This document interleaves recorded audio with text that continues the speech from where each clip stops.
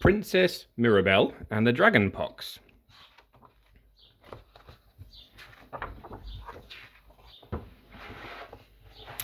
Ellen had chicken pox. She was covered in spots. "You mustn't scratch them," said Mum. Ellen put on her right slipper. She had lost the left one, and went to look at her spots in the bathroom mirror. The spot on her nose was so itchy. Surely a tiny little scratch wouldn't do any harm. Ellen lifted a finger to her nose. Then she jumped, when a voice from the mirror said, "Don't scratch, you might turn into a toad." Could this really be happening? Could Ellen's reflection really be talking to her? Before Ellen could reply, the mirror girl went on, "You've got really bad dragon pox." "No, I haven't," said Ellen. "I've got chicken pox, and so have you. You're my reflection." "Don't be silly," said the mirror girl, and the next second she had jumped out of the mirror and was in the bathroom with Ellen. "I'm Princess Mirabelle. You really ought to curtsy, but as you're my friend, I'll let you off." "Are you really a princess?" asked Ellen. "But you look just like me. You've got the same pyjamas. You've even lost one of your slippers, like me." "Oh, no, I haven't," said Mirabelle. She paused for a second and then continued. "My slipper was stolen by a goblin. They're always stealing slippers. They like to sleep in them." Ellen laughed. "Do they have little sheets and pillows?" she asked. There's the goblin. "Never mind that," said Mirabelle. "We need to get started on the cure for dragon pox." And she put the plug in the bath and turned on the taps. "But I haven't got dragon pox," said Ellen. "Well, I have," Mirabelle said firmly. "You see, a dragon captured me last week and carried me off to his mountain lair. Luckily, a knight came and rescued me, but when I got home, I came out in these terrible spots." "Did the knight want to marry you?" asked Ellen, but Mirabelle seemed not to hear her.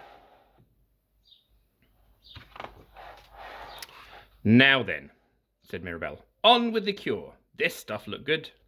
She grabbed a bottle of bubble bath and squirted it into the water. Then, "How odd!" she exclaimed, as hundreds of bubbles appeared. "Don't you have bubble bath back home?" asked Ellen. "Certainly not," said Mirabelle, "but we do have bubble fish. They're much better. They swim about in the bath and blow thousands of bubbles." "But isn't the bath water a bit hot for the fish?" asked Ellen.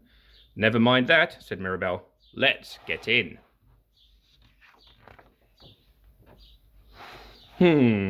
"We need some more ingredients," said Mirabelle when they were both in the bath. "Let's try this." Before Ellen could stop her, she had squirted a whole tube of toothpaste into the water. "Hey, now we won't be able to clean our teeth," Ellen protested. "But can't you get the fairies to clean your teeth?" asked Mirabelle. "No, I don't know any fairies. And what would they use instead of toothpaste?" "Well, our fairies collect dewdrops from rose petals and use that," said Mirabelle. "How does it stick on the toothbrush?" asked Ellen. "I do wish you wouldn't ask so many questions," said Mirabelle. "Let's get on with the cure. How about this?" And she squirted him some white foam from a spray can. "Stop!" cried Ellen. "That's my dad's shaving cream."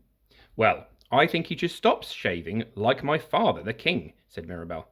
"Does your father have a beard then?" asked Ellen. "Of course he does. It's so long it reaches the ground. He needs 2 servants to walk ahead of him to carry it, and sometimes birds make their nests in it." Ellen laughed. "And do the birds fly in and out feeding worms to their babies?" she asked.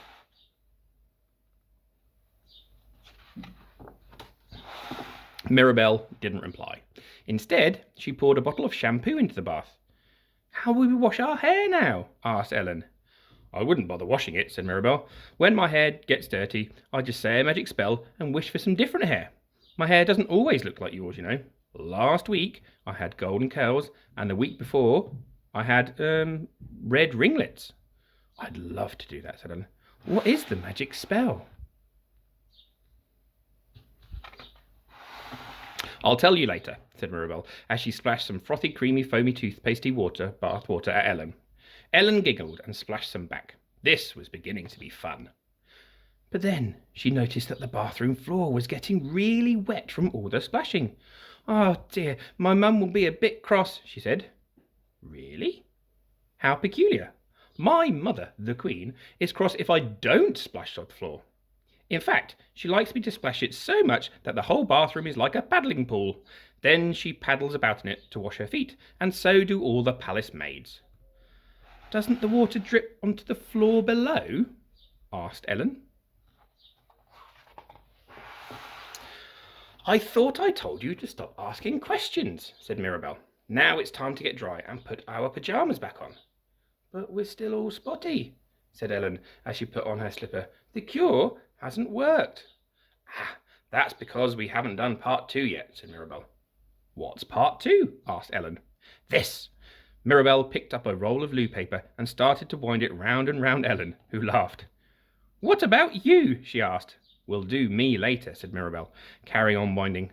Before long, Ellen's whole body was covered in loo paper, and Mirabelle had started on her face. Then, "Close your eyes and count to 100, she said.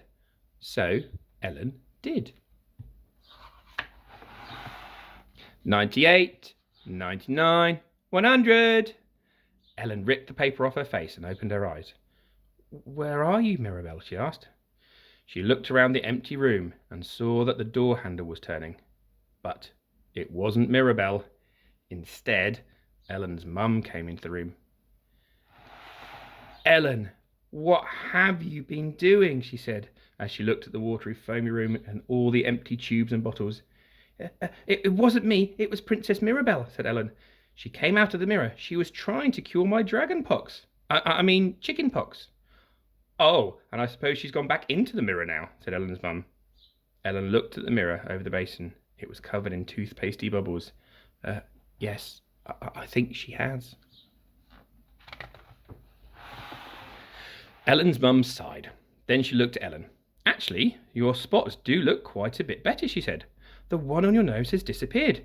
And look," she added, picking something out of the basin, "here's your left slipper." Ellen said nothing, but she smiled as she put the slipper on. She knew that it wasn't really her slipper. It belonged to Princess Mirabelle. And that's the end.